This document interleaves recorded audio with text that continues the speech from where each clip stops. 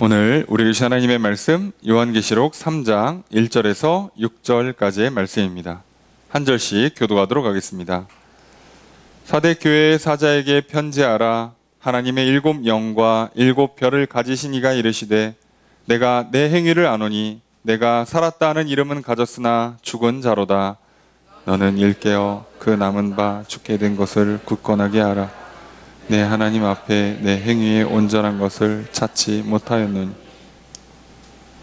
그러므로 내가 어떻게 받았으며 어떻게 들었는지 생각하고 지켜 회개하라. 만일 일깨지 아니하면 내가 도둑같이 이르리니 어느 때 내게 이를는지 내가 알지 못하리라. 그러나 사대 그 옷을 더럽히지 아니한 자 몇 명이 내게 있어 흰 옷을 입고 나와 함께 다니리니 그들은 합당한 자의 연고라. 이기는 자는 이와 같이 흰 옷을 입을 것이요 내가 그 이름을 생명책에서 결코 지우지 아니하고 그 이름을 내 아버지 앞과 그의 천사들 앞에서 시인하리라. 귀 있는 자는 성령이 교회들에게 하시는 말씀을 들을지어다. 아멘. 자리에 앉으시기 바랍니다. 할렐루야. 거룩한 주일 주님 전에 나와 예배드리시는 성도님들을 주님의 이름으로 환영합니다. 우리 옆에 있는 분들과 사랑의 의자를 나누겠습니다. 인사합시다. 사랑합니다. 축복합니다. 이 시간 주 앞에 나와 예배드리시는 성도님들에게 주님의 크신 은혜가 함께 있기를 주의 이름으로 축복합니다. 우리는 주일 낮 예배 시간을 통해서 요한계시록 말씀을 살펴보고 있습니다. 우리는 지난주 말씀을 통해 두아디라 교회에 보내는 그리스도의 편지를 살펴보았습니다. 그리스도께서 두아디라 교회에 그들이 했던 믿음과 사랑으로 섬기고 인내했던 사업, 행위들을 잘 아신다고 말씀하십니다. 그들이 믿음과 사랑으로 얼마나 섬기고 인내했는지를 그들이 어떤 행동들을 했고 어떤 삶을 살았는지를 그리스도께서 아시고 그들을 칭찬해 주시고 또 격려해 주십니다. 당연히 상과 복으로 채워주실 것입니다. 그런데 그들에게도 문제가 하나 있었습니다. 자칭 선지자라 하는 여자 이세벨을 용납했다라고 문제를 지적하십니다. 이게 상징적인 표현이기 때문에 구체적으로 누군지는 알 수 없습니다만 이세벨이라는 여인, 구약의 북이스라엘의 아합 왕의 아내였던 이세벨, 그가 잘 알고 있는 것처럼 바알과 아세라 우상 숭배를 이스라엘 전역에 퍼뜨린 장본인이기도 하죠. 그리고 우리가 이세벨을 잘 알 수밖에 없는 건 선지자 엘리야가 갈멜산에서 바알 선지자, 아세라 선지자들 다 불러서 850명과 엘리야 혼자서 그 대결을 펼치죠. 누가 신이 참 신인가. 그렇게 함으로써 여호와 하나님이 살아계시고 참된 신임을 증명했음에도 불구하고 이 여자 이세벨은 굽히지 않았죠. 절대 뜻을 굽히지 않았고 가뭄이 들어도 비가 다시 내려도 굽히지 않고 끝까지 우상 숭배를 고집했습니다. 그래서 아합 왕도 이세벨도 그의 자녀들도 전부 다 반역으로 인해서 죽임을 당하고 그 시체가 묘실에 안착되는 게 아니라 길가에 던져지고 짐승의 밥이 되게 만드셨죠. 그러면 우리는 이런 사람을 왜 교회에서 용납했을까라는 질문을 하게 됩니다. 그리고 당연히 그 이유를 알게 되죠. 이세벨이라는 여인이 말했던 이 잘못된 예언들, 잘못된 가르침들이 설득력 있어서 받아들이는 게 아니라 이세벨이 아합 왕의 아내였기 때문에 북이스라엘의 우상숭배가 퍼뜨려질 수 있었던 것처럼 분명히 이 이세벨이라는 여선지자 노릇을 하는 이 사람도 두아디라 교회에 최소한 중직 이상 되는 사람의 아내였을 확률이 매우 높습니다. 그것은 오늘 우리들에게 무엇을 말씀해 주는가? 내 배우자, 나의 자녀, 나의 부모, 나와 가까운 사람, 교회의 중요한 역할을 가진 사람의 친구, 사람의 배우자, 사람의 아는 사람, 그 사람의 선배님, 그 사람의 스승님이기 때문에 우리가 용납해주기 쉬운 인간적인 관계적으로 거짓을 용납해주기 쉬운 약점을 갖고 있다는 거죠. 인간은 그렇습니다. 팔은 안으로 굽고요. 가재는 개편이라서 같은 잘못을 해도 나랑 가까운 사람은 웬만하면 너그럽게 봐주는 경향을 갖고 있죠. 그런데 이것은요, 인간이기 때문에 어쩔 수 없는 부분도 있지만 그렇다고 해서요, 이건 하나님께 용납되는 부분은 절대 아닙니다. 그래서 하나님이 이걸 말씀하십니다. 이걸 용납하면 안 된다고. 용납한 것이 문제의 원인이라고. 그래서 분명히 이 자칭 선지자, 하나님은 말씀해 준 적도 없는데 들었다고 얘기하고 뭘 본 것도 없는데 봤다고 그러고 본인이 착각하고 상상해서 만들어낸 거짓 가르침을 온 교회에 퍼뜨려서 결국 이들이요, 죄를 짓게 되고요, 우상숭배하게 됩니다. 진리의 말씀이냐 하나님의 말씀이냐 아니면 이게 거짓 가르침이냐 사실 어렵게 구분할 필요도 없어요. 그 말씀대로 살았더니 성경의 말씀에 기록된 기준에 맞게끔 거룩한 삶을 사는가, 마음이 평안한가, 하나님이 주시는 복이 있는가, 이것만 봐도요 결과물은 금방 나옵니다. 반대로 얘기하면요, 오늘날 교회에 수많은 큰 교회들, 뭐 작은 교회들 할 것 없이 많은 교회들과 많이 배웠다는 목회자들과 교회에서 좀 영향력 좀 끼친다는 중직들과 기도 좀 하셨다는 분들, 성경 좀 읽으셨다는 분들의 말이 맞느냐 틀리냐는요, 그들의 권위나 그들의 학벌이나 그들의 경력이나 능력에서 나오는 게 아니에요. 그들의 삶의 결과물로 나옵니다. 이세벨의 가르침을 따랐더니 우상숭배를 했죠. 결국 하나님의 말씀과 반대의 길을 걸었죠. 여러분, 오늘날 교회가 사실상 문제가 생기는 이유, 세상에서 손가락질 받는 이유는 아주 간단해요. 여전히 교회가 가장 많은 구제와 봉사를 하고 있어요. 그럼에도 불구하고 욕을 먹는 건 교회가 교회다움을 잃었기 때문이죠. 너희들이 말하는 그 성경의 가르침대로 살고 있지는 않은 거잖아요. 여러분, 아무리 우리가 불법으로 몇백억을 벌고 기부를 몇백억씩 한다고 해도 사람들은 그거 칭찬하지 않습니다. 그건 불법으로 번 돈이니까요. 오늘 교회가 아무리 착한 행실을 많이 해도요, 하나님의 말씀을 벗어났다면 당연히 사람들로 하여금 지적을 받을 수밖에 없죠. 오늘 우리는 이런 문제를 접합니다. 그래서 이것을 놓지 말고 끝까지 믿음과 사랑을 붙잡으라고 그 교회를 향한 권면의 말씀을 주셨죠. 오늘 우리도 마찬가지입니다. 오늘 우리는 심지어 지난 한 주의 삶에 추석 명절을 맞이했습니다. 관계적으로 가까운 사람들을 많이 만나요. 많이 만나다 보면 결국 명절에 만나면 무슨 얘기합니까? 사실상 뭐 남편 흉 보고 자식 자랑하는 게 이제 우리 일종의 이제 국룰인데, 그런 거 하고 그러다가 서로 자랑질하다가 서로 약간 마음 상하고, 그거 듣기 싫어서 자녀들은 안 가고, 코로나 때문에 안 가서 좋다고 그러지만 갈 데가 없어갖고 뭐 답답하고, 이런 우리 삶을 겪어요. 그런데 결국은 사람들이 모이다 보면 좋든 싫든 간에 결국은 종교적인 이야기 또는 인생의 철학에 관한 이야기, 그리고 정치적인 이야기들을 하게 되어 있어요. 그리고 여기서부터 관계적인 그 설득력이 들어가요. 옳고 그름의 문제가 아니라 그냥 부모님이 말씀하시니까, 그래 나보다 좀 많이 배운 사람이, 그래도 나보다 좀 괜찮아 보이는 사람이 얘기하니까 받아들이는 경향이 있죠. 아니요, 우리는 진리냐 아니냐를 꼭 따져야 돼요. 그 말씀에 따랐을 때 어떤 결과가 오는지를 꼭 살펴봐야 합니다. 여러분들, 우리가 지난 한 주를 살면서 특히나 명절 가운데 많은 도전과 시험들이 있었을 것입니다. 관계적으로 다가오는, 가까운 사람이 얘기하는 하나님 말씀과 다른 가르침들, 관계적으로 가까울 뿐더러 그 사람이 뭔가 설득력까지 갖고 있다면 더더욱 흔들리기 쉬운 관계적인 접근들 앞에서 우리는 믿음을 지키고 사랑을 식지 않게 만들기 위해서, 진리를 붙잡기 위해서 많이 고군분투하셨을 겁니다. 그리고 그것을 위해서 끝까지 싸우고자 애썼던 붙잡으신 여러분들을 향해서 또 오늘 하나님께서 많은 위로와 상급으로 채워주실 것입니다. 또 혹시라도 거기에 넘어가서 믿음을 잃거나 진리를 타협하시거나 사랑에 식어서 결국 선을 행하지 못하고 죄를 짓는 모습을 보였더라 할지라도, 오늘 이 시간 이 예배를 통해서 다시 돌이키고 용서받고 새롭게 되고 회복하는 시간 되기를 소망합니다. 오늘도 예배 가운데 하나님께 우리에게 말씀해 주시고 은혜를 베풀어 주실 것입니다. 또 오늘 우리에게 주시는 또 새로운 교회에 보내는 편지가 사실 오늘 우리 교회에 보내는 편지요, 나에게 보내는 편지가 됩니다. 오늘 우리는 요한계시록 3장 1절에서 6절을 통해서 사대교회에 보내는 편지이며 동시에 우리에게 보내는, 저와 여러분들에게 보내는 하나님의 말씀을 들으려 합니다. 오늘 말씀을 한 절씩 살펴보도록 하겠습니다.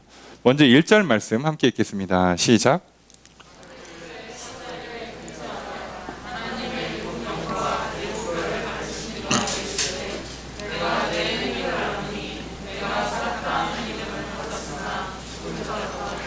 자, 그리스도께서 요한에게 이제 그 편지를 써서 전달할 것을 명령하십니다. 그래서 이제 이 요한계시록 2장 3장에 나오는 7교회에 보내는 편지는 편지를 받는 수신자 그리고 편지를 보내는 그리스도에 대한 묘사가 나오게 돼 있죠. 그 편지 형식이니까요. 예, 누가 누구에게 쓰는 거죠. 그런데 교회들마다 교회의 이름을 부르고 끝나지만 그리스도의 묘사는 각각 다 다른 모습으로 묘사되십니다. 그리고 그 모습이 그 교회의 상황을 유추할 수 있는 힌트가 되죠. 사대교회는 우리가 잘 모릅니다. 예, 왜냐하면 당연히 로마 시대의 아시아 지역, 다시 말하면 아시아, 한국으로 치면 도죠. 아시아 도, 행정구역상 그 정도 해당하고요. 지금의 터키에 해당하는 지역이기 때문에 우리가 익숙하지 않습니다. 그냥 계속 말하면 터키 해변을 따라서 그동안 교회들이 있었잖아요. 뭐 에베소 교회, 뭐 이제 서머낙 교회, 버가모 교회 있다가 두아디라 교회가 살짝 안으로 들어오면 사대는 더 안으로 들어오고요. 그리고 이제 빌라델비아 교회는 더 안으로 들어옵니다. 점점점 내륙으로 들어가요. 자, 그러다 보니까 이런 내륙으로 가는 곳에 도시가 만들어지면 무조건 강이 있든가 산이 있든가, 예, 길이 뚫려 있는 어떤 무역로라든가 군사적 통행로로서 중요한 자리를 잡고 있는 곳에 도시가 생기기 마련입니다. 당연히 여기도 강과 산이 있는 곳이에요. 그래서 군사적 요충지였다가 전쟁 때 망했다가 로마가 다시 이곳을 도시로 만든 곳입니다. 로마가 이곳을 다시 군사 요충지로 만들었기 때문에 당연히 황제 상 하나 딱 하니 있을 거고요, 도시에. 그리고 도시를 대표하는 우상 하나씩은 다 있게 돼 있어요. 그런 도시입니다. 그래서 이 사대에는 뭐 강에서 사금을 채취하거나 양털로 모직 또는 뭐 섬유 가공하는 업이 뭐 주로 발달한 도시라고 그래요. 도시다 보니까 이렇게 이제 뭔가 사람들이 모여서 생계를 꾸리는 어떤 그 모양들이 만들어졌겠죠. 그곳에 이제 교회가 생겼습니다. 사대교회가 언제 누가 복음을 전해서 생긴 교회인지 알려지지가 않습니다. 대부분 이런 교회는 어떤 특징을 갖고 있냐면 교회가 작아요. 네, 그럴 수밖에 없죠. 누가 언제 전했고 얼만큼 규모가 있다라고 알려질 정도면 교회가 이미 어느 정도 규모가 된 건데 사대교회는 누가 전했는지 언제 전했는지도 몰라요.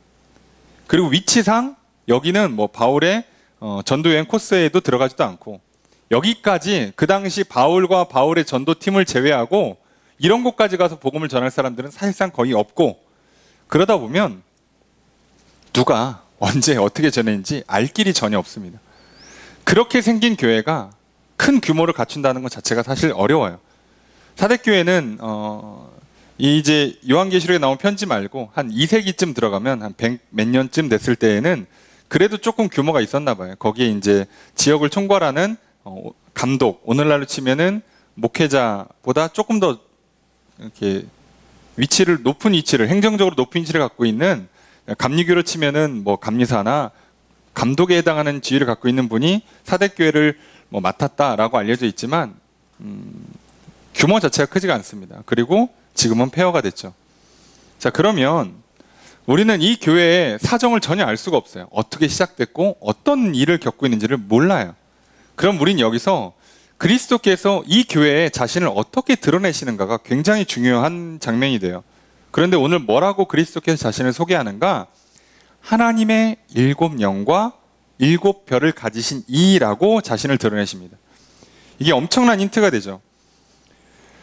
각 교회마다 갖고 있는 문제들이 있고요. 그 문제에 대한 핵심 원인을 그리스도께서 자신의 모습을 통해 나타내시는데 오늘 7영과 7별을 가졌다라고 표현을 합니다.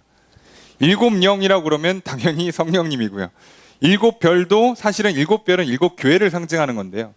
그 교회가 하나님의 영으로 세워지기 때문에 결국 일곱 영, 일곱 별 다 성령을 말하는 거예요. 그럼 지금 그리스도께서 내가 성령을 갖고 있다라고 표현하시는 거죠. 자신을 나타낼 때. 이거는 내가 갖고 있다고 자랑하는 게 아니라 그리스도께서 성령을 받아서 아버지 하나님으로부터 받아서 그래서 교회에다가 전해주시는 역할을 하잖아요. 그러니까 지금 이 사대교회의 가장 중요한 핵심 원인이 뭐냐? 성령을 받지 않았다 또는 성령의 인도함을 따르지 않았다가 되는 거예요. 이게 무슨 의미냐? 우리가 조금 더 이 뒤에 내용을 살펴보면 이해가 돼요. 여러분, 하나님께서 예수 그리스도의 십자가 죽으심과 부활 이후에 승천하시면서 약속을 하세요. 내가 아버지로부터 받아서 너에게 성령을 보내주겠다고. 그 성령을 받으면 너희가 권능을 받고 예루살렘과 유대와 사마리아와 땅끝까지 이르러 내 증인이 될 것이다 라고 하시죠. 증인이 돼서 복음을 전하면 어떤 일이 생기는가? 구약이나 신약의 모든 말씀을 통해 살펴볼 때 성령이 역사하셔야만 교회가 세워지고 교회가 유지되고 교회가 성장, 발전하게 됩니다. 그럼 성령이 하시는 일이 뭐냐? 단순히 복음을 전하는 능력을 주고 그 복음이 전해지면 그 복음을 전달받은 사람들이 모여서 교회를 세우는 게 끝이 아니라 성령이 하시는 가장 주된 역할은 하나님의 말씀을 생각나게 하시고 그 말씀을 기억나게 하실 뿐더러 그 말씀을 믿고 지킬 수 있는 힘과 능력을 주시는 거죠. 그러니 성령의 지금을 받지 못한 사대교회, 성령의 인도를 따르지 못하고 있는 사대교회의 핵심 문제는 뭐냐면 이미 복음을 전달받았고 교회는 세워졌어요. 그런데 성령의 인도함을 안 따른다. 그 얘기는 말씀을 기억하지 못하고 있다. 말씀을 지켜 행하는 힘과 능력을 받아서 따르지 못하니까 다시 말하면 말씀을 지켜 행할 수 있는 힘을 잃었다. 능력을 잃어버렸다는 뜻이에요. 이게 지금 사대교회가 갖고 있는 가장 큰 문제입니다.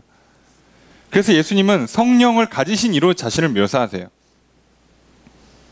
그리고 이제 뒤에는 성령의 직접적인 내용들은 잘 하지 않습니다. 그래서 우리가 교회를 좀 오래 다니신 분들도 가끔 성령과 하나님의 말씀을 이렇게 지켜 행하는 것과를 연결을 잘 못 시키는 분들이 있어요. 그냥 성령 받으면 그냥 뭔가 위로가 있고 힘이 있고 그냥 기분이 좋고 능력이 있고 그런 거고 말씀은 내가 열심히 잘 지키는 거고 이렇게 분리를 시키는 경향이 있는데요. 여러분, 믿음과 사랑 자체도 분리가 안 되고요. 성령의 역사와 말씀을 믿고 지켜 행하는 것과도 분리가 절대 되지 않습니다. 이게 분리가 될 수가 없어요, 구조적으로. 자, 그렇다면 이 교회가 성령을 받지 못한 것에 어떤 문제가 있는지를 우리는 살펴보기 전에 먼저 우리가 다시 자신을 살펴봐야죠. 과연 우리 교회는 성령의 인도를 잘 따르고 있는가? 교회를 세우시고 교회를 유지하는 힘을 주실 때, 능력을 주실 때 그것이 우리에게 어떤 의지를 북돋아 주기도 하고 우리에게 어떤 그 기쁨을 주기도 하고 감동을 주기도 하고 육체적인 힘을 주기도 하고 어떤 재능, 능력을 주기도 하고 물질을 주기도 하고 시간을 주거나 기회를 열어주는 것을 할 때마다 우리는 그 성령의 인도하심을 따라 과연 나를 거룩한 교회로 세워가는 일을 또 우리 교회가 하나님께서 보시기 좋은 교회로 세워져 가는 일에 과연 잘 따라가고 있는가를 살펴보셔야 합니다. 여러분, 이게 안 된다면 오늘 우리는 사대교회와 똑같은 책망을 받게 될 거고요. 사실 사대교회가 겪고 있는 똑같은 문제를 사실 우리 삶에서 겪고 있을 겁니다. 그 문제가 뭐냐? 바로 나와요. 이게 지금 칭찬이 사실상 거의 없다고 봐야 되는데 보통 이렇게 자신을 소개한 뒤에 칭찬과 격려를 해주시잖아요. 편지에. 내가 너희의 뭐를 알고 있다. 근데 뭐라고 하냐? 내가 내 행위를 안다. 이렇게 말씀하세요. 오, 칭찬인가? 라고 봤는데 칭찬이 아니에요. 자, 이게 왜 이렇게 됐느냐? 그 행위가 좋은 게 하나도 없어요. 뭐라고 써있냐? 내가 살았다 하는 이름은 가졌으나 죽은 자로다. 그럼 이게 칭찬일 수가 없죠. 그러니까 알고 계시는 게 하나 있어요. 이게 안다는 게 칭찬의 내용으로 들어와야 되는데 내가 널 알아. 뭘 아시는가 봤더니 네가 살았다고 하는 이름은 갖고 있는데 실상은 죽었어. 그럼 이거는 칭찬 생략하고 바로 책망으로 넘어갔다고 봐야 돼요. 물론 뒤에 조금의 칭찬이 있습니다. 몇 명은 살아있더라. 자, 이게 칭찬인데 사실 교회를 향한 칭찬이 거의 없다고 보셔도 돼요. 자, 그러면 자, 살았다고 하는 이름이 있다는 게 무슨 의미냐를 살펴봐야겠죠. 살았다는 이름을 갖고 있다는 것은 뭐 간단히 설명하면 믿음을 갖고 있다는 얘기예요. 우리가 보통 살았다라고 표현하는 건 이제 교회에서 쓰는 표현으로는 다시 살아났다, 거듭났다, 중생했다, 부활신앙을 가졌다, 영이 살았다, 그죠? 영이 죽었다 이렇게 표현을 또 하는데 영이 살았다, 내 영혼이 살아났다 이런 표현을 쓰는 거예요. 그러니까 지금 너희가 살았다고 말하는 건 나는 그리스도 안에서 다시 살아났습니다. 내 영혼이 살아있습니다. 난 이제 영원히 살 것입니다. 이렇게 말을 한다는 거예요. 그렇죠. 예수 그리스도를 믿고 의롭다함을 받아서 거듭났어요. 나 새로워졌어. 나는 그리스도인이야. 나는 거룩한 사람입니다. 라고 말을 한다는 거예요. 사대교회 성도들이. 그건 교회를 다니는 모든 성도는 다 이 말을 하지 않겠습니까? 나는 그리스도인입니다. 나는 다시 살아났습니다. 더 이상 죄에 죽지 않습니다. 이제 영원한 생명을 받습니다. 자, 이렇게 얘기를 해요. 나는 예수님의 제자입니다. 나는 하나님의 백성입니다. 나는 하나님의 자녀입니다. 나는 그리스도의 신부입니다. 말은 다 해요. 자, 문제는 죽은 자로다예요. 말은 한다 이거죠. 말은 하는데 다시 태어났는데 죽었어. 그리스도인인데 죽었어요. 뭐가 죽었겠어요? 믿음이 죽었다는 뜻이죠. 믿음으로 살아났는데 죽었대요. 그럼 믿음이 죽었다는 얘기잖아요. 믿음으로 살았고 믿음으로 죽었다는 얘기인데 믿음이 뭐가 죽었냐? 결국 이들이 뭐를 못했다는 얘기냐? 행위가 죽었다는 얘기예요. 그래서 예수님께서 내가 너의 행위를 안다라고 말씀하시는 거예요. 너희들이 하고 있는 행동들을 안다는 거예요. 그걸 보니까 너희들은 지금 믿음이 죽어 있어. 말은 해. 나는 그리스도입니다. 나는 예수를 믿습니다. 말은 하는데 너희들의 행동은 죽어 있어. 그걸 보니까 너희들의 믿음은 지금 상당히 적거나 약하거나 심한 경우에는 믿음이 거의 없는 지경으로 떨어지고 있는 거예요. 여러분, 그러면 우리는 그렇게 생각하잖아요. 아니, 마음으로 믿는 거 아닌가? 믿음과 행동이랑 이렇게 직결시켜지는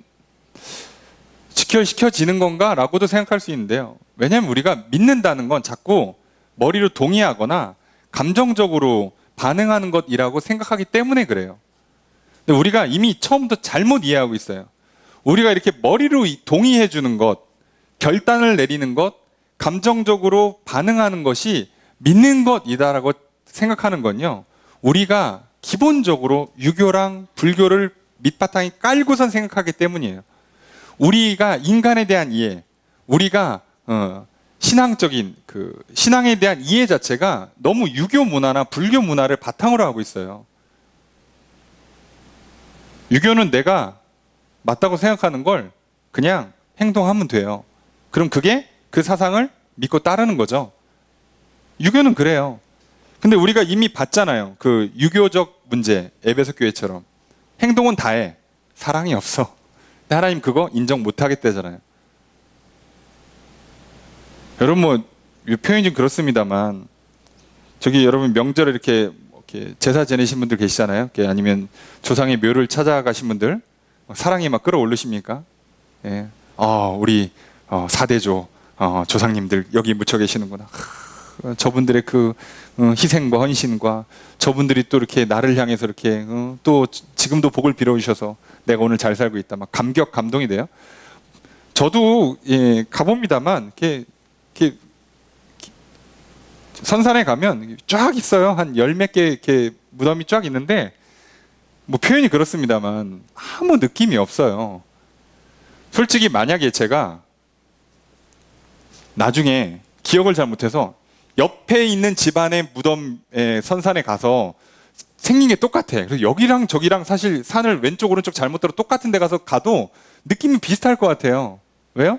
저는 전혀 느낌이 없거든요. 그런데 그게 전혀 중요하지 않아요. 왜요? 그냥 가서 드리면 절하면 끝나거든요. 우리는 이것에 익숙해져 있어요. 그러니까 이게 연결될 필요가 없다고 느껴요. 근데 하나님께서는요, 그렇지 않다는 거예요. 하나님께서 만드신 인간이란 존재는요, 영의 흙으로 육신을 만든 다음에 거기다가 바람을 불어서 몸에다 영을 넣으셨어요. 그렇기 때문에 우리는 영이 육신을 입어서 사는 존재가 됐어요. 그러니까 이 둘이요, 따로 노는 것 같으면 같이 놀아요. 이 둘을 하나로 만들어주는 작업을 하는 게 혼이라고 그랬잖아요. 그 혼의 반응이 뇌의 반응이라고 보시면 돼요. 그래서 뇌의 반응이 참 신기하죠. 생각하는 거, 의지하는 거, 느끼는 것이 다 뇌에서 오는 반응이에요. 우리는 믿음을 내 영혼이 진짜 믿고 있나 안 믿고 있나를 확인할 방법이 사실상 없어요. 그래서 아무도 확인이 안 됩니다. 왜요? 내 영혼은 육신을 입고 있는 한 내가 직접적인 파악이 안 돼요.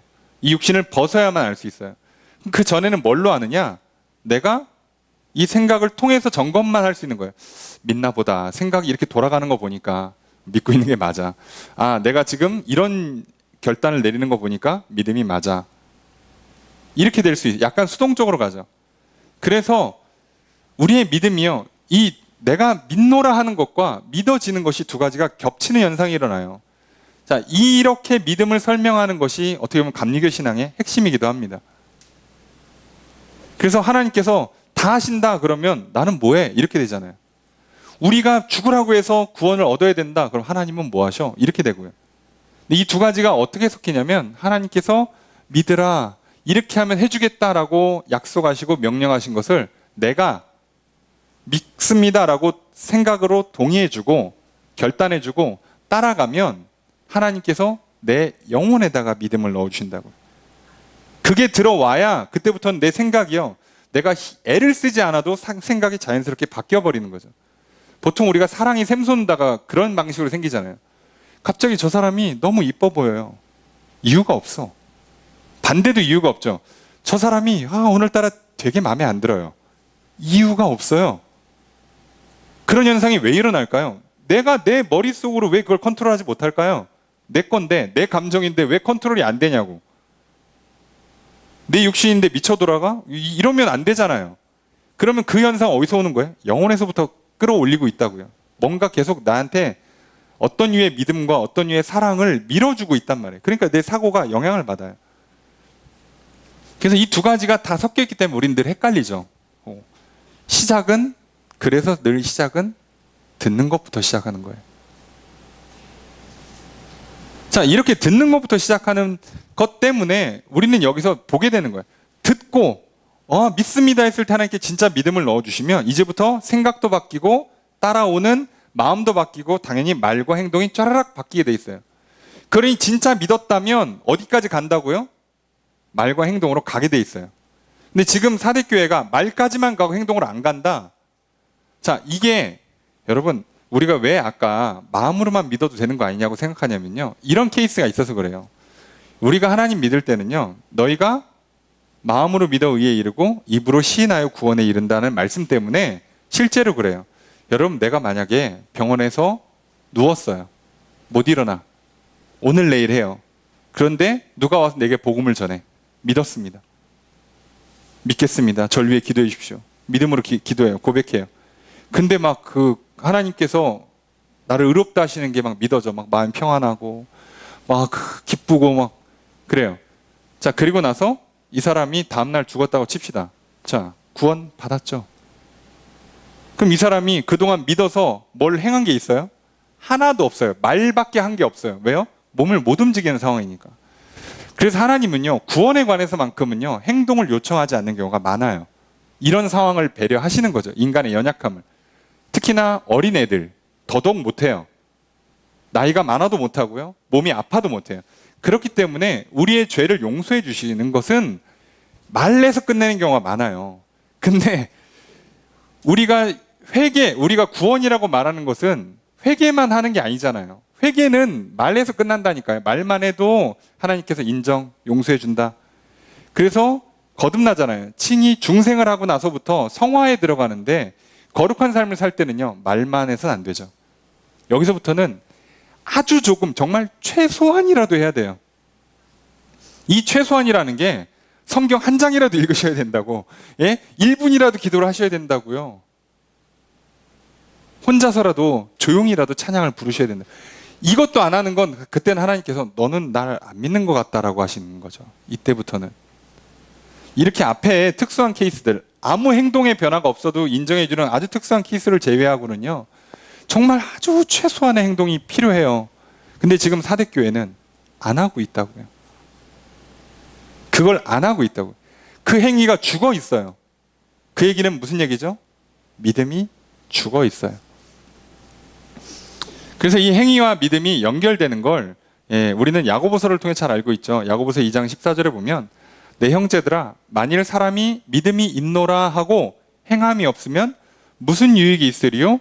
그 믿음이 능히 자기를 구원하겠느냐. 야고보 사도가 얘기합니다.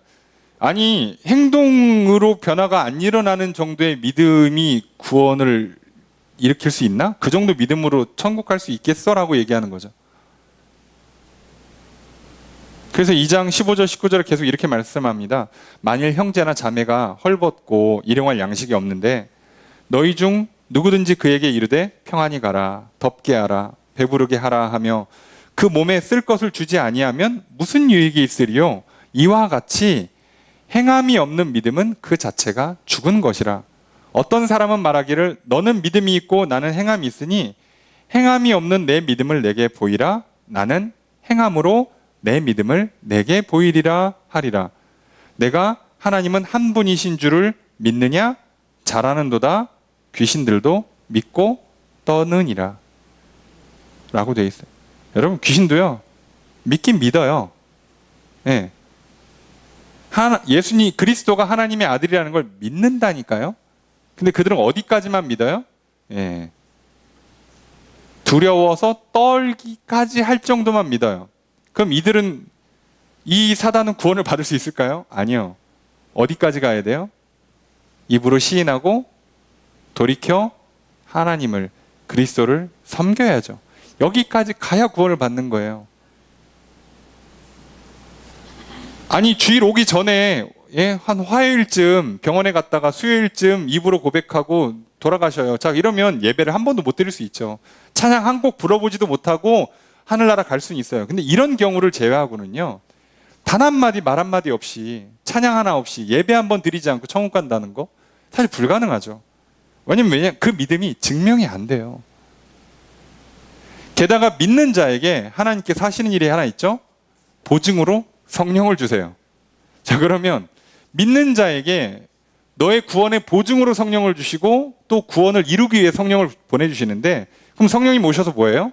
자꾸 말씀 생각나게 하고 그 말씀 할 수 있도록 힘 주고 용기 주고 능력을 줘요. 그런데도 안 해? 그럼 이 사람은 성령을 따르는 게 아니죠. 근데 로마서에도 다른 바울의 수많은 서신들에도 분명히 얘기잖아요. 성령을 따르지 않으면 뭘 따른다고요? 육신을 따른다고요. 성령을 따르면 영의 열매를, 육신을 따르면 육의 열매를 얻는데 육신의 열매가 뭐예요? 사망이죠. 그러니 어떻게 구원을 받냐고요. 이게 뭐 복잡한 얘기가 될 수 있겠습니다만 정말 아주 간단하게만 설명을 하면 웨슬리 목사님이 아주 간단하게 설명을 해요. 좋은 나무는 좋은 열매를 맺는다고. 예수님 말씀하시죠. 너희들은 가지고 나는 나무라. 너희들이 내게 접붙임을 받는 거라. 나한테 접붙였으면 당연히 열매가 맺히게 돼 있어요. 아니 아무리 부실해도 포도 한 송이는 맺혀야지. 아무리 못 맺혀도 한 알 정도는 맺어야 되는 거 아니에요? 그 정도는 할 수 있다는 거예요. 왜요? 지금 너와 상관없이 나한테 접붙었기 때문에 내 능력이 가고 나의 양분이 가기 때문에 무조건 결과가 맺힌단 말이에요.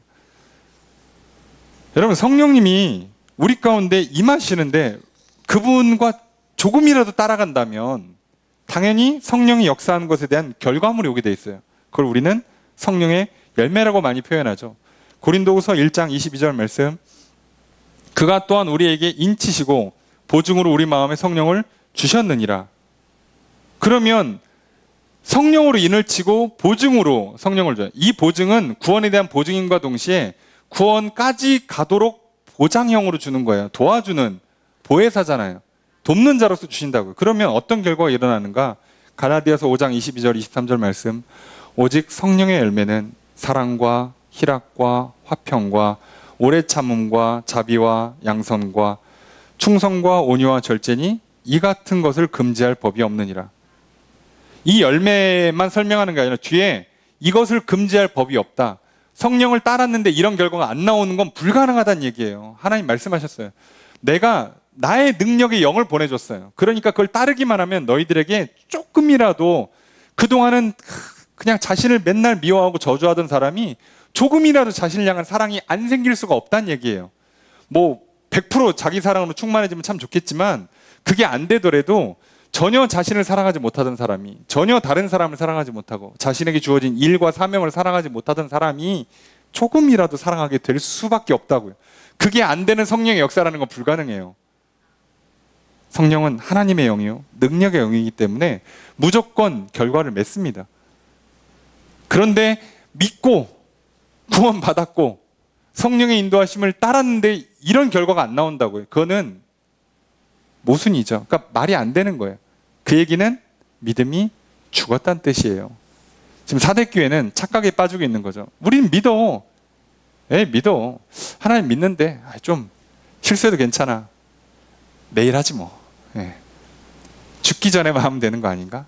지금 나 건강한 거 보니까 한 10년은 더 살겠는데 뭐 그 안에 뭐 한 번 하겠지. 설마 내가 맨날 이렇게 주일 빠지고 맨날 이렇게 기도도 안 하고 그러겠어. 한 번은 하겠지. 괜찮아. 나 그리스도인이야. 천국 갈 거야. 가 속는 거라고요. 그게 착각이라는 얘기입니다. 사대교회가 지금 그 함정에 빠졌어요. 그래서 이들을 향해서 하나님께서 책망하시면서 해결책을 주시는데 그게 2절 말씀이죠. 함께 읽습니다. 시작.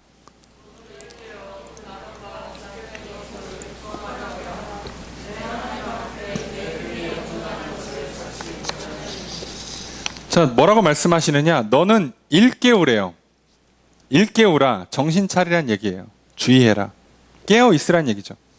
여러분, 깨어 있으셔야 합니다. 그냥 이제 믿었으니까 천국 가겠지. 구원 열차 탑승했어. 눈 뜨면 천국 아닌가? 자, 여러분, 정신 차리세요. 그런 건 전혀 없어요. 세상에 저절로 되는 거 하나도 없습니다. 저절로 될 거였으면 하나님께서 우리를 구원을 위해서 이렇게까지 하십니까? 그리스도가 이 땅에 오시고 십자가를 지시고 부활하시고 성령을 보내셔요. 그냥 될 거였으면, 이렇게 간단한 문제였으면 그리스도께서 그 모진 고통을 당하시고 수많은 자기의 선지자들과 사도들에게 그 고생길을 마다하지 않도록 그들을 밀어붙이시냐고요. 이게 그렇게 쉬웠으면. 그럴 리가 없잖아요. 여러분, 정신 차리셔야 돼요. 분명히 어딘가에선 거짓이 들어와요.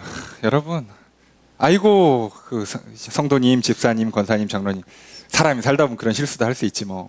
저기 죽기 전에 고쳐지겠지. 천국 갈게요. 착각하지 마세요. 여러분, 그렇게 쉽게 되는 게 아니에요. 인생 문제가.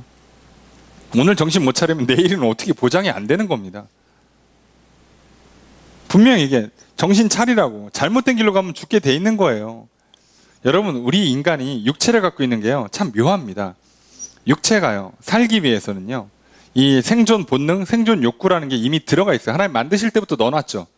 그러니까 우리에게는 먹고자 하는 거, 자고자 하는 거, 이런 것들이 다 있단 말이에요. 근데 이 생존 욕구를 따라가면 무조건 사는 게 아니라 가끔 죽을 길로 가요. 자, 그래서 인간이 갖고 있는 이 본성, 욕망이라는 건 선악이 아니라 이걸 내가 선하게 다루어야 된다고요. 잘 다뤄서 써야 된다고요. 늘 말씀드립니다만, 칼은요, 선악이 개념이 있는 게 아니잖아요. 이 칼로 요리하고 수술을 하면 사람 살리는 거고요. 이 칼로 찌르면 사람 죽는 거예요. 우리의 육신 자체 갖고 있는 욕망이라는 건요, 절대 선하고 악하고 그런 게 아니라 어떻게 다루느냐에 따라 선해지기도 하고 악해지기도 되는 거예요. 하나님 그렇게 쓰라고 주신 거지. 그러면 우리 인간이 가끔씩은 막 밤에 감당할 수 없는 식욕을 일으켜요. 야식을 먹어야겠다. 자, 이제 정신을 차리셔야죠. 깨어 있으셔야 돼요. 자, 빨리 자고 아침 일찍 일어나서 밥을 먹을 거냐, 아니면 이걸 먹고 소화를 시키고 잘 것이냐. 이 욕구를 그대로 따라서 잤다가는 체하실 수도 있고, 아침에 일어났는데 트러블이 생기거나 뭔가 장애 문제가 생길 수가 있고 복잡한 문제가 생겨요. 오히려 내 삶을 망가뜨려요. 잘 다루셔야죠. 욕망은 절대 선한 게 아니에요. 그렇다고 악하다고도 규정할 수는 없어요. 문제는 이 욕망에 항상 누가 붙어요? 사단이 붙어서 자꾸 악한 쪽으로 몰아가기 때문에 육신의 욕망은 상당히 악한 쪽으로 갈 수 있는 경향성을 띠고는 있어요. 근데 욕망 자체를 악하다고 규정하기엔 좀 어려워요. 왜요? 하나님이 지어놓으신 거예요. 이건 악하게 지은 건 아니에요. 그래서 잘 다루셔야 됩니다. 정신 차리세요. 정신 차려야 돼요. 우리에게는 이 정신 차리도록 성경도 주셨고 성령도 주세요. 정신 차리고 이 두 가지만 잘 붙잡고 있으면 사실 흔들리지 않아요. 한두 번 넘어질 수 있어도 절대 꼬꾸라지지 않습니다. 그래서 어떻게 하라고 그러냐? 그 남은 바 죽게 된 것을 굳건하게 하라. 남아있는데 곧 죽을 예정이래요. 자, 뭐가? 거룩한 행실 중에 아직 그래도 지키는 게 있어. 근데 얘도 조만간 죽을 예정이야. 그 정도로 지금 사대교회 상태가 안 좋아요. 네. 그냥 교회만 다니는 거죠, 사람들이. 말 그대로. 보통 말하는 썬데이 크리스찬인 거죠. 주일에 교회에 출석 도장 찍고 뭐 대충 뭐 예배 드리고 따라서 뭐 성경 읽고 뭐 아멘 몇 번 하고 헌금 드리고 뭐 그러면 뭐 천국 가겠거니 하는 식으로 지금 믿음이 다 죽어 있단 말이죠. 그래서 그거를 어떻게 하라고요? 죽기 전에 다시 굳건하게 하라.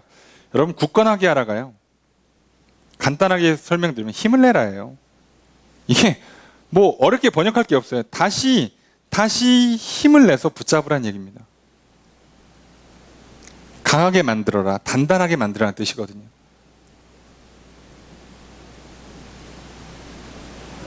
그거 되게 힘든데 어떡하죠? 힘들 땐 힘을 내시는 거예요. 많은 사람들이 힘들면 자꾸 쉬어가려고 그래요. 그건 육신의 욕망이고요.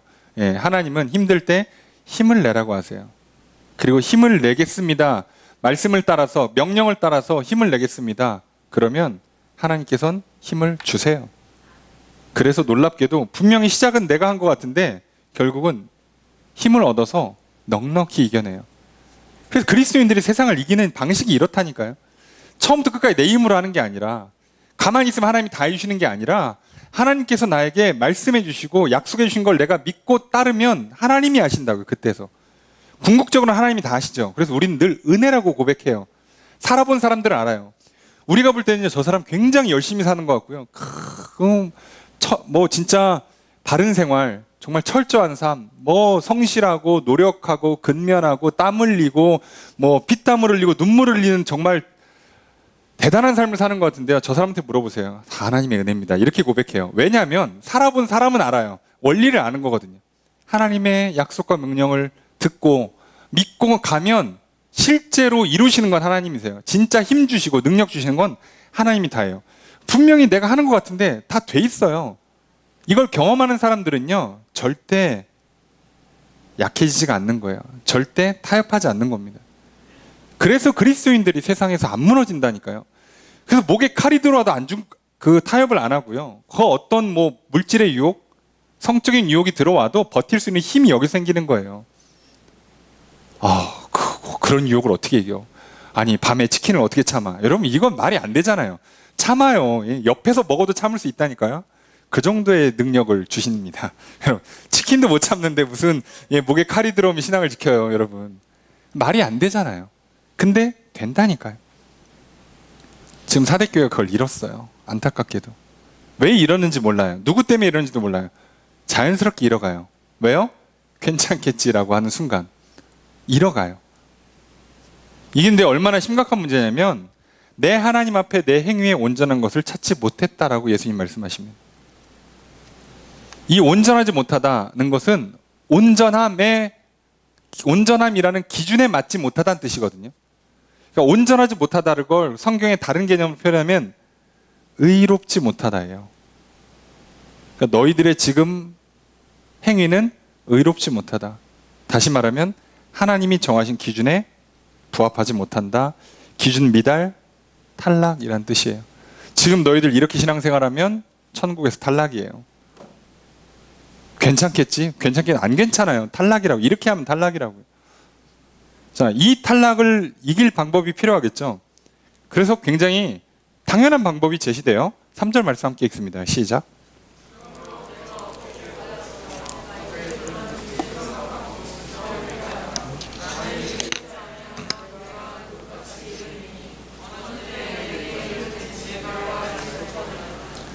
자, 해결책이 세 가지로 제시됩니다. 어떻게 받았고 어떻게 들었는지를 생각해라. 지켜라, 회개하라인데요. 이 생각하라가 조금 이제 좀 특이해요. 어떻게 받았고 어떻게 들었는지를 생각하라는 거예요. 그러니까 어떻게 받았느냐, 우리는 어떻게 들었느냐, 아, 내가 그때 어떻게 받았지, 어떻게 들었지, 를 생각하라는 얘기는 처음 하나님 말씀을 듣고 처음 하나님 말씀을 받아들였던, 믿었던 때를 생각해 보라는 거예요. 정확히 표현하면. 그러니까 여기서 받았다라는 게요, 성경에서 다른 식으로 번역할 때는요, 영접한다라고 번역하는 단어예요. 똑같은 단어입니다. 그러니까 영접한다나 받았다나 똑같은 단어예요. 그러니까 너희가 어떻게 영접을 했냐, 처음 복음을, 말씀을 어떻게 받아들였고 영접했는지, 그거를 어떻게 들었는지, 어떻게 들었다는 얘기냐면 뭐라고 들었는지를 잘 생각해 보라는 거예요. 그러니까 너희들이 처음에 들었던 그대로, 진짜 겸손하게 순수하게 받아들였던 그대로를 다시 하면 된다는 얘기예요. 그걸 기억하라는 거예요. 그걸. 처음 성경 읽을 때는요, 말도 안 돼 하지만 읽긴 제대로 읽잖아요. 나이 들면요, 신앙생활이 좀 되면 이렇게 괜찮겠지 하는 그 착각과 타협과 사단의 속임에 넘어가서, 이거는 저기 이렇게 목사님들이 하는 거고 나는 요거 안 해. 자, 요거는 이건 집사 수준에서 할 수 있는 게 아닌 것 같아. 요거는 저기 나중에 내가 믿음이 좀 더 커지면 하고 지금 안 할래. 이런 식으로 자꾸 바꿔요. 이거는 저기 초대교회한테나 해당하는 거고 오늘 나한테는 해당 안 하지. 요즘 같은 시대에 이거 어떻게 지켜 말씀을 못해. 이렇게 자꾸 왜곡을 시키는 문제가 생기니까 이것에 대한 해법을 어떻게 주냐. 처음 들었던 그대로, 처음 받아들였던 그대로, 정말 순수하게, 정말 겸손하게 그렇게 듣고 믿으란 얘기예요. 그리고 그거를 지키라고 말합니다. 그리고 세 번째로, 그렇게 하지 않았던 것에서 회개하라, 돌이키란 얘기예요. 그럼 이게 말이 어려워서 그렇지, 사실 사대교회의 해결책은 굉장히 간단해요. 자, 다시 잘 듣고 하나님 말씀, 복음을 잘 듣고 잘 믿으면 돼요. 사실 되게 간단한 문제입니다. 자, 근데 이제 이걸 안 하면, 만일 정신 차리지 못하고 이걸 안 한다, 그럼 어떤 문제가 생기냐? 내가 도둑같이 이르겠다예요. 언제 올지 모르죠. 이 사람들이 안일함을 갖고 있는 그 잘못된 믿음의 근거가 뭐예요? 오늘은 주님 안 오시겠지, 내일 나한테 기회가 또 주어지겠지라는 안일한 생각인데요. 어떻게 오신다고요? 도둑같이 임한다고. 도둑이 뭐 날짜 장소 예고하고 오는 거 보셨습니까? 그러면 그거 다 피해 놓으면 되잖아요. 참 신기하죠? 여러분들, 이게 깨어있는 게 정말 중요한 게요, 여러분 보험 다 들어놓고요, 블랙박스 다 설치하고요, 그리고 뭐 운전할 때마다 저기 차량 체크하고 공기압 체크하시는 분들은 사고 잘 안 나요. 신기하죠? 근데 뭐라고요? 괜찮겠지 하는 그날 사고 나요. 꼭 그날 보면 블랙박스 꺼져 있어요. 메모리가 막 죽어 있든가, 그날따라 타이어에 뭐 실펑크가 하나 나 있든가. 그래요. 여러분, 우리가 정신 차리고 산다는 게요, 굉장히 중요하거든요. 안일한 사고, 괜찮겠지, 다음 기회로 미뤄도 되겠지. 여러분, 이것은요, 사단이 주는 생각이에요. 그게 우리 육신을 만족시켜요. 왜요? 뭐 고민 안 하니까 편하잖아요. 미리미리 바쁘게 준비하지 않아도 되니까 편하잖아요. 근데 이건 마치 정말 양이 늑대를 만났을 때 자기 머리를 수풀에 쳐박는 것 같아요. 안 본다고 괜찮은 게 아니잖아요. 지금 뒤에 늑대가 와 있다니까요. 그러면 늑대를 보고 늑대 반대편으로 죽으라고 도망쳐야지, 어떻게 가까운 수풀에다 머리 쳐박고선 아무것도 안 보이는구만, 괜찮아. 이건 착각이죠. 사단은 우리를 그렇게 몰아간단 말이에요. 우리는 정신 차려야 돼요. 다시금 하나님 말씀은 무엇인가, 하나님 뭐라고 약속하셨는가, 뭐라고 명령하셨는가, 그걸 믿고 따라가면서 성령님이 주시는 힘과 도우심을 받아서 그것을 이겨나갈 때 우리에게는 놀라운 승리가 있는 거죠. 그리고 감사하게도 사대교회에 그렇게 옷을 더럽히지 않은 거룩한 삶을 상징하는 신부의 상징이기도 한 이 옷, 그 새로운 삶을 살아가는 사람들이, 그 옷을 더럽히지 않는 사람들이 몇 명 남아 있어요. 그래도 사대교회가 버티는 건 끝까지 안일하게 회의하지 않고, 정신 놓지 않고, 정신 차리고 말씀 그대로 붙잡고 거룩한 삶을 살았던 사람들이 있었다는 거죠. 그런데 이들에게 뭐라고 얘기하시는가? 그들이 나와 함께 다니리니 그들은 합당한 자다. 합당하대요. 하나님 기준에 맞대요. 그래서 하나님께서 그리스도께서 그들과 지금 뭘 하고 계시냐면 함께 다니신다. 동행이죠, 동행. 같이 걸어가신다고요. 그리스도께서 같이 걸어가 주시는 인생이 되면 이들의 인생길에 문제가 생길까요? 이들의 인생길에 때를 따라서 쉬게 하시고 먹이시고 입히신 일들이 당연히 일어납니다. 당연히 처음에 힘들어요. 왜요? 몸이 싫어하는 걸 하잖아요. 귀찮은 일을 해야 되고 불편한 일을 해야 되고 2번, 3번 움직여야 되고 그리고 세상과 반대의 길을 가기 때문에 때로는 불안하기도 하고 남들 다 안 가는데 나만 가려니까 불안하고 좁은 길 걸으려니까 힘들고 하지만 그 길에 혼자가 아니라 그리스도께서 동행해 주신다고요. 여러분 생각해 보세요. 오늘날 지금 나라가 미쳤다는 표현이 그렇지만 세상이 미쳐 돌아가잖아요. 대한민국은 특히나 집값이 미쳐 돌아가잖아요. 지금 젊은이들이 얼마나 불안해요. 지금 못 사면 영원히 집을 못 살 것 같잖아. 남들은 부모님, 심지어 할아버지, 할머니까지 그 재산을 이렇게 상속받아다가 주식 털어다가 어떻게든 집을 사잖아요. 네. 그래야 마음이 평안하죠. 그죠? 그렇게 다 가고 있는데 오늘 정직하게 일하고 성실하게 직장생활하는데 죽었다 깨어나도 안 돼. 그래서 그냥 하나님께 맡겨요. 하나님, 이런 삶에서는 불가능합니다. 내가 특별히 투기나 불법을 하지 않는 한 집 안 됩니다. 그냥 청약에서 되면 다행인데 안 되면 못 하겠습니다. 이 사람 얼마나 불안할까요? 평생에 내 집 하나 없을까? 그런데 우리는요, 그리스도께서 함께 하실 때 주시는 그 약속을 못 믿고 있다고요. 여러분, 이스라엘 백성들이 광야 생활할 때요, 집이 있어서 안전했습니까? 군대가 있어서 안전했어요? 거기에 무슨 샘물이 있습니까? 농작지가 있어요? 아니요. 아침마다 만나를 밤마다 매출하기를 때를 따라 반석에서 물을 내시고요. 무기가 안 좋아도 전쟁을 이기게 한다니까요. 아니, 무기가 좋으면 뭐해? 전쟁 지면 소용없는 거잖아. 그렇잖아요. 여러분, 백날 평상시에 건강한 뭐예요? 백신 맞고 오히려 건강이 더 나빠지시는 분들 계시고요. 예? 아무리 건강한 뭐예요? 사고 한 방에 사람 인생 끝날 수 있어요. 그렇잖아요. 건강한 뭐 하냐고. 결국은 건강하게 잘 살아야지. 건강하게 일찍 돌아가시는 게 무슨 의미가 있어요? 육신을 띠고 사는 삶, 이 복된 삶, 천사가 부러워한다는 그 삶, 우리에게만 주어진 거 한 번밖에 못 하잖아요. 누리다 가야죠. 그럼 그리스도께서 주시는 방식은요, 그래서 평안과 장수를 주시는 거예요. 동시에 이걸 2개를 다 준다고요. 게다가 모든 사람에게 부를 약속하잖아요. 왜냐하면 부는 약간 양날의 검이라서. 대신에 하나님께서 특별하게 누군가에게는 물질의 축복을 많이 내려주는 경우가 있어요. 그때는요, 성경에 뭐라고 표현합니까? 하나님께 주시는 부는 근심을 겸해서 주지 않는다고 되어 있어요. 세상의 부는요, 돈이 늘면 늘수록요, 잠 못 자요. 해보신 분들은 알아요. 이게 불가능합니다.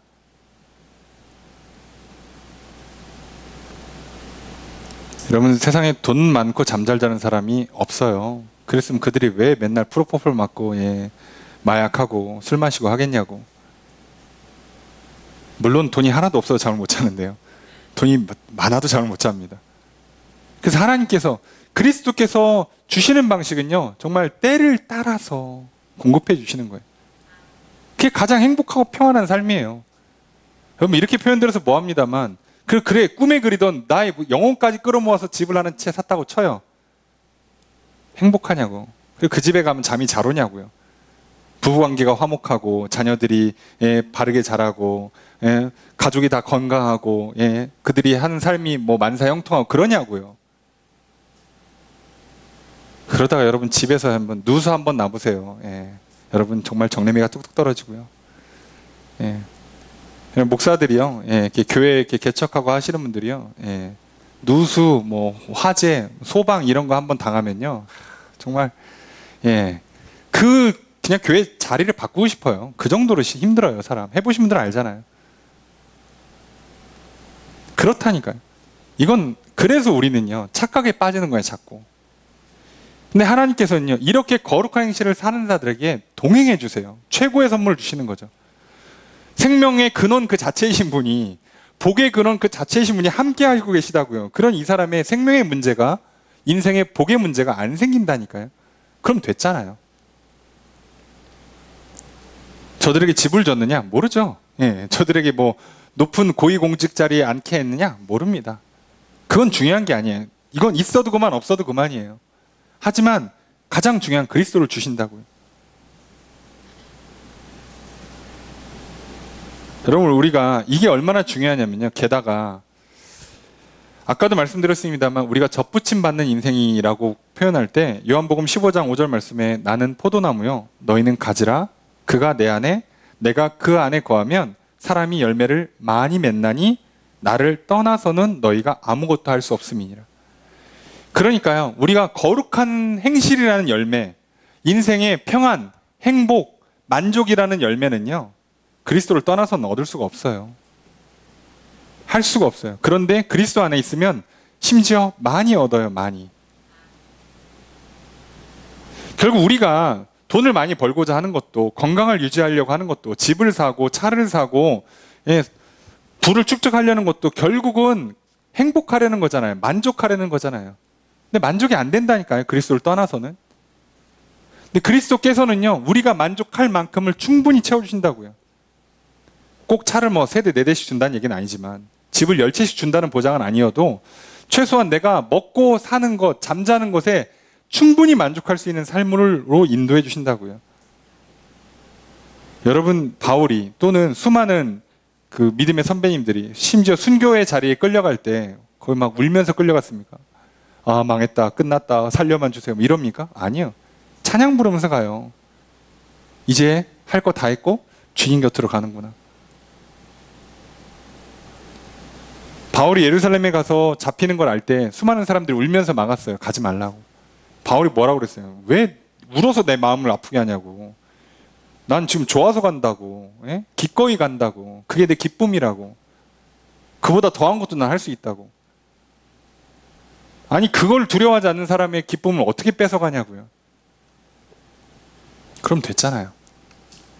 여러분, 우리들이요, 이렇게 행실로 나타나지 못하는 적은 믿음, 성령의 인도함을, 성령의 도우심을 받지 못하는 이 적은 믿음이 얼마나 우리 인생을 망가뜨린지를 잘 보셔야 돼요. 겉으로는 괜찮겠지라고 착각에 빠지지만 실제로 삶에 아무 열매가 없어요. 평안도, 행복도, 복도 없다니까요. 하지만요, 거룩한 행실로 사는 건 분명히 세상에서는, 또는 육신을 따라 사는 우리의 인생길에서는 분명히 힘든 길일 거예요. 그래서 성령을 힘입어야만 될 거고, 우리의 믿음이 약해져서는 절대 할 수 없는 일이에요. 그러니 믿음을 늘 놓치지 않아야 돼요. 정신 차리고 깨셔서 기도하시고 도움을 받으셔야 돼요. 그런데 그것만 된다면 그리스도와 동행해 주십니다. 그리고 그때부터는 우리 인생에 세상에 뺏어갈 수 없는 평안을, 후회 없는 만족하는 인생을 누리게 하실 겁니다. 게다가 그것을 오늘 5절에 약속까지 해주세요. 5절 말씀 함께 읽겠습니다. 시작.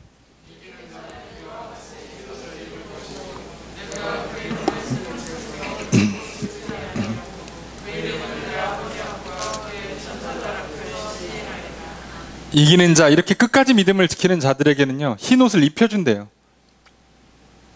옷이 더러워서 입혀주는 게 중요한 게 아니라 흰 옷을 입는다는 건 그리스도의 신부가 된다는 상징이잖아요.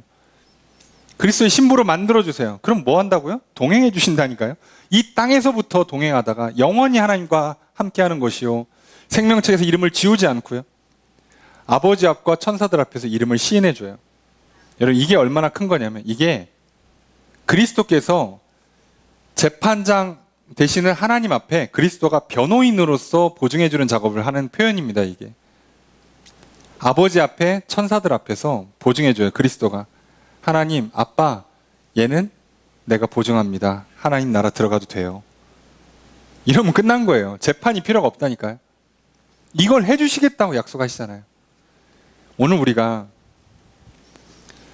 삶에 많은 착각들이 있어요. 그 중에 하나가, 물론 이제 그 에베소 교회 갖고 있는 문제, 행동은 하나도 부족함 없이 다 했는데 사랑이 하나도 없는, 사랑이 식어버린, 거의 유교에 가까운, 거의 불교 느낌의 나는 이런 신앙생활도 분명히 문제지만, 오늘 반대로요, 행동을 하나도 안 하는, 그러면서 말로는 믿는다, 말로는 내 안에 사랑이 있다, 나는 확신한다, 천국 갈 수 있다라고 말하는 둘 다 문제예요. 둘 다 문제입니다. 늘 얘기하잖아요. 이 7가지 케이스에 다 나와요. 율법주의도 문제고 영주의도 문제고, 이렇게 행위만 강조하는 것도 문제고 행위를 하나도 안 하는 것도 다 문제예요. 우리에게는 영혼이 바뀌었기에, 영혼이 새로워졌기 때문에 우리의 혼, 생각과 마음이 바뀌고요. 그래서 우리 육체의 말과 행실이 바뀌게 돼 있어요. 절대 분리되지 않습니다. 그럼 이걸 다 누리십시오. 여러분, 그리스도인들은요, 영혼의 평안, 마음의 평안만 누리는 게 아니라 육신의 평안도 누린다고요. 그리스도께서 질병을 걷어가 주시고 너희들에게 행복을 주시겠다고 약속하셨다니까요. 출애굽한 이스라엘 백성들에게 질병을 걷어가시겠다고 약속하시잖아요. 여러분, 하나님께서는요, 절대 이 중에 하나만 주시는 게 아니에요. 우리의 영도, 생각과 마음인 혼도, 그리고 우리 육신, 모든 것에 똑같이 복을 주시는 거예요. 다 구원하신다니까요. 우리 영혼만 구원하고 육신은 버리시는 분이 아니에요. 그럴 거면 처음부터 안 줬지. 다 누리게 하시고, 그것을 우리가 이 땅에 충분히 누리다가 영원한 하나님 나라에 들어가게 하시는 참 좋은 걸 우리에게 허락해 주셨습니다. 심지어 천사가 흠모하는 육신을 갖고 가는 삶.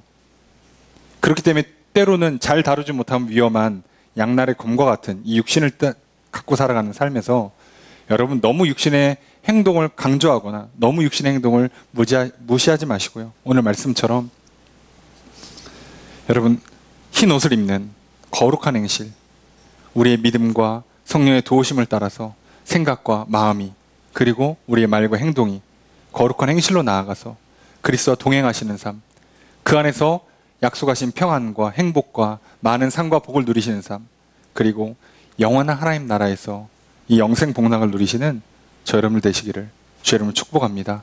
그렇게 살아가시도록 또 성령님께서 함께해 주실 것입니다. 그분의 인도하심을 받으시고 그분의 도우심을 힘입어 승리하시는 한 주가 되시기를 주의 이름으로 축복합니다.